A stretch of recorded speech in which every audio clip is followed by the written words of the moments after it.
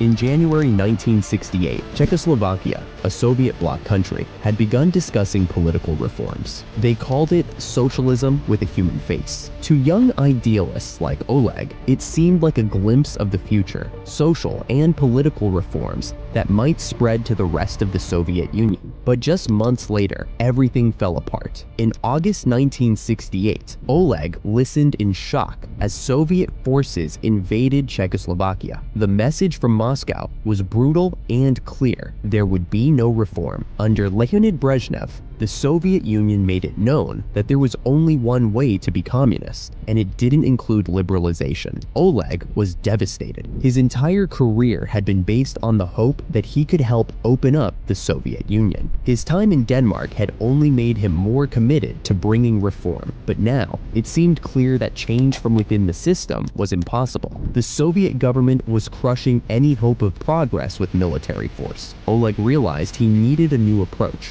One day, Oleg picked up the phone and called his wife at their apartment. Ever since the bugging incident, they had been careful about what they said over the phone, knowing that Danish intelligence was likely listening. But now, Oleg decided to use this to his advantage. When his wife answered, Oleg launched into a rant about the Soviet government's actions in Czechoslovakia. He vented his frustration, making it clear how disillusioned he was with the system. His wife was stunned. She couldn't believe he was speaking so openly on a phone that was probably tapped. But Oleg didn't stop. He knew Danish intelligence would be listening, and he wanted them to hear. When he finally hung up, Oleg waited for a response. Soon it came, but not from the Danes, from the British. By late 1968, the Soviet invasion of Czechoslovakia had pushed Oleg to the brink. At 29 years old, after 2.5 years in Copenhagen, he had fallen in love with Denmark's progressive society. He dreamed of bringing the same freedoms to his home country. But with Moscow now cracking down on reformers, Oleg knew he needed to act. Back in Moscow, Oleg was hit with a harsh reality check. He was stuck in a desk job at the KGB, and the city felt more oppressive than ever. After years in Denmark, Moscow felt like a prison. His personal life wasn't much better. In 1972, Oleg received a lifeline,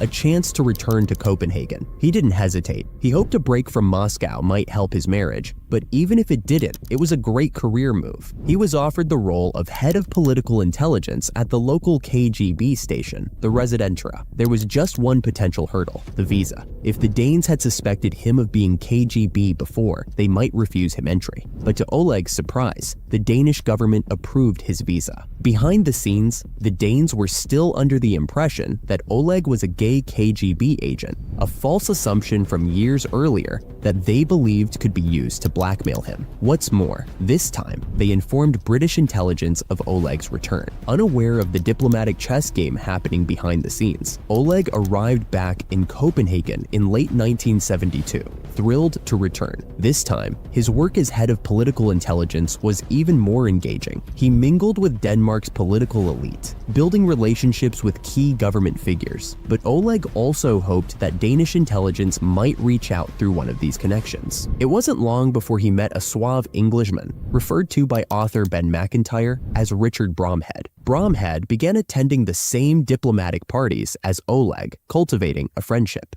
Then, one morning in early 1974, Bromhead invited Oleg to lunch. The timing was suspicious. It was classic spycraft. During their lunch, Bromhead dropped a hint. He knew Oleg was KGB. This was the moment Oleg had been waiting for. But now that it had arrived, he realized he needed to be careful. He couldn't afford to raise suspicions within the KGB. It might even be a trap. Oleg suggested they meet at a well-known hotel near the Soviet embassy, making sure it was a place where he wouldn't have to look over his shoulder. Afterward, Oleg reported the meeting to his superiors, framing it as a potential opportunity to recruit a British agent. His bosses were thrilled. They thought Oleg was cultivating a source. Ironically, while Oleg plotted to work with the British, he was boosting his career in the KGB. With Moscow's blessing, Oleg met Bromhead again. They kept things friendly and avoided direct talk of espionage. But at the end of one meeting, Oleg gave Bromhead a subtle signal. He casually mentioned that he hadn't reported their lunch to his superiors. Oleg hoped that would be enough to show Bromhead he was open to collaboration,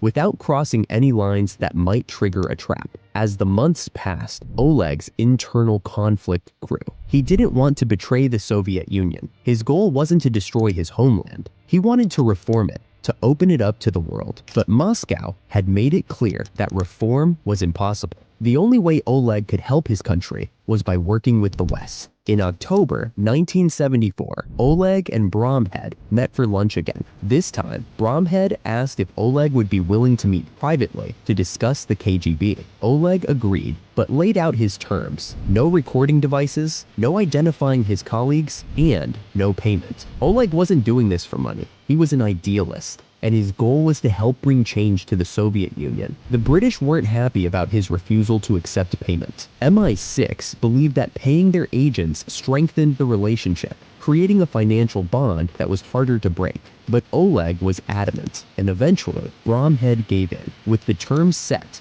Bromhead handed Oleg off to a new MI6 handler, a man Oleg knew as Philip Hawkins. Philip spoke better Russian and had spent his career studying the KGB. Over the winter of 1974, Oleg and Philip established a routine. Once a month, Oleg would drive out of Copenhagen to an MI6 safe house. He would dry clean himself, using classic spycraft to ensure he wasn't followed, before arriving at the apartment for debriefs. During these meetings, Oleg provided MI6 with vital information. He gave them detailed reports on KGB operations in Scandinavia, identified high-ranking officials, and explained the internal politics and methods of the KGB. Oleg finally felt like he was making a real difference. As Oleg's position in the KGB grew, so did his value to MI6. The more he climbed the ranks, the more access he had to intelligence that could help the West win the Cold War and, in his mind, open up the Soviet Union.